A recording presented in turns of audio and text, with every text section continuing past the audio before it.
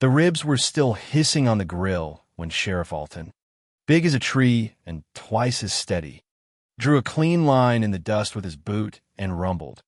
As of today, this man's brisket is outside your jurisdiction. You should have seen Betty and Dobbins, HOA president. Four-time champ at clutching pearls, her mouth dropped open, hand flying her chest like she'd just watched her dog get run over. She shrieked so high I thought we'd see a flock of startled crows take off. "You can't just secede from the HOA," she yelled, eyes bugging. Sheriff Alton just tipped his hat, scooped up a burnt end, and grinned as he chewed. "Ma'am, he didn't succeed, never belonged to y'all in the first place." Everybody turned toward me. Rodney Fielding, sunburnt, shirtless, grinning behind my old smoker like I just won the whole Revolutionary War with a bag of hickory chunks and a bottle of dry rub. But let me back up, because this story didn't start with a line in the dirt. I'm a retired firefighter, 30 years in, and after all that running into burning buildings, I figured I'd earn a little peace. So I bought myself 3 acres just outside Willow Hollow Estates, and turned it into what my friends call slow-smoked paradise. I'm not out here running a barbecue joint or advertising to the world just weekends with friends. The odd stray possum showing up when the ribs come off. Laughter and smoke curling under a big sky. 5 good years, and I kept to myself. But that wasn't enough for the HOA. See, every paradise has a snake, and mine came with Betty and Dobbins. 67 years old, president for lifer, so she thought off Willow Hollow Estates. She'd survived more HOA elections and 2 restraining orders, both over flower beds. I later heard, than anyone should, she once gave a conference speech called "Control is Love," enforcing standards without mercy. That tells you everything. My smoker, apparently, was a personal insult to her vision of trimmed lawns and silence. First confrontation, sunny Saturday. I hear her golf cart winding up my drive, and there she is at the property line, clipboard in hand, wearing a navy blazer in 90-degree heat. "Mr. Fielding, unauthorized gatherings aren't permitted within our community standards." That's how she opened. I was just finishing lunch, pulled pork sandwiches still steaming. So I walked over and offered her one. She jerked back like I'd handed her a live grenade. That's aggressive behavior. "Mr. Fielding, I'm documenting this." I shrugged, took a bite, and watched her putter off, already drafting the world's most passive-aggressive email in her head. Monday, the letters began. "Your smoker violates atmospheric consistency codes." I still laugh about that one. My buddy Tom, who's a lawyer, about choked on his beer. Next letter. "Backyard flags exceed morale-neutral color limits." Apparently my American flag and a pig in sunglasses banner were too cheerful for Willow Hollow standards. Third. Lawn chairs visible from neighbor's powder room. Someone was watching my yard from their upstairs bathroom, writing complaints about lawn chairs. But here's the thing, me property isn't even in Willow Hollow Estates. I made sure of that when I bought it. I'm just across the border. But Betty and doesn't care about borders.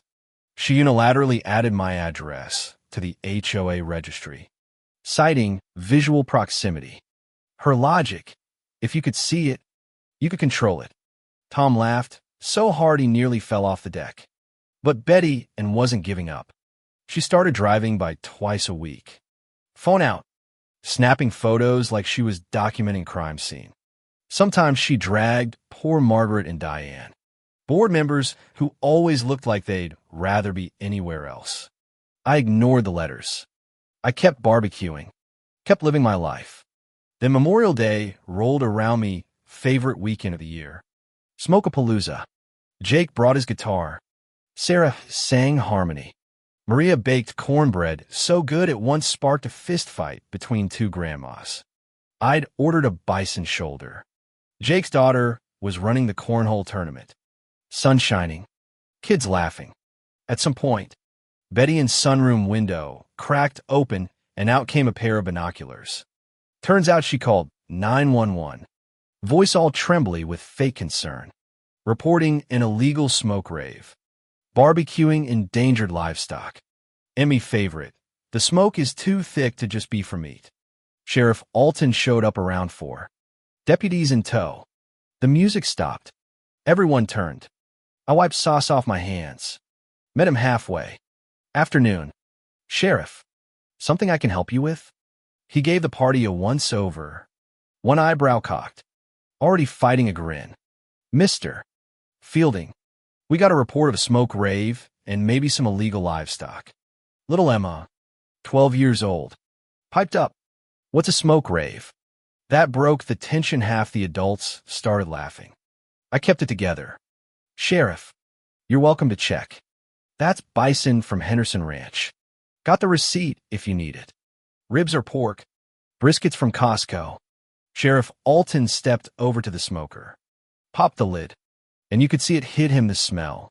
The promise of bark and smoke ring. How long's this been going? 14 hours. Oak and hickory blend. Mind if I try a sample? For evidence? I grinned, slice him off a chunk, and watched him close his eyes. Chew slow. Mr. Fielding, I need to see your property documents. I brought out the folder, plat map, date, everything. Sheriff called the county clerk, who showed up quick, then the zoning commissioner. Then, because small towns move fast when there's drama, half the neighborhood and 3 HOA board members. By sundown, it looked like a town meeting in my yard. Sheriff called Betty and over. After reviewing everything, it's clear Mr. Fielding's land is not, and never has been, part of Willow Hollow Estates. Betty Ann's face turned purple. That's impossible. His address is in our registry. County Clerk Harrison, glasses low on his nose, said, Ma'am, that's not how the law works. What you did is fraud. Someone in the crowd, Jake's son, I think, whispered, Oh, snap. It got worse for her. Harrison pulled out the numbers, $3,000 in HOA funds on legal threats, banner surveillance, and something called a smoke density drone, all for a property the HOA didn't control. Margaret, simmering with quiet rage, glared at Betty Ann. And you told us the drone was for security. Sheriff Alton stepped in. Mr. Fielding, did you permit drone surveillance of your land? Absolutely not. Then that's criminal trespass and violation of privacy. Betty Ann tried one last Hail Mary, waving a cease and desist letter. But Harrison just shook his head. This is worthless, ma'am, and possibly more fraud. The board held an emergency vote right then, suspended her on the spot. Sheriff Alton listed the charges: misappropriation, fraud, trespass, harassment, told her to get a lawyer. The crowd watched as Betty Ann's knees wobbled, her voice a whisper. 5 years, plus civil suits. Tom, my buddy, helpfully added, and defamation. She looked for sympathy, but found only cold stares from neighbors she'd tormented. Margaret cut in. The only thing dropping in value today is your reputation. Betty Ann, you're done. Betty Ann stumbled to her golf cart, already booted by Margaret. Sticker and All Ann limped away down the street, blazer wilting, heels sinking into the dirt, while the whole neighborhood watched. And the last thing any of us saw was her disappearing through the sunset haze, the smell of barbecue trailing her all the way home.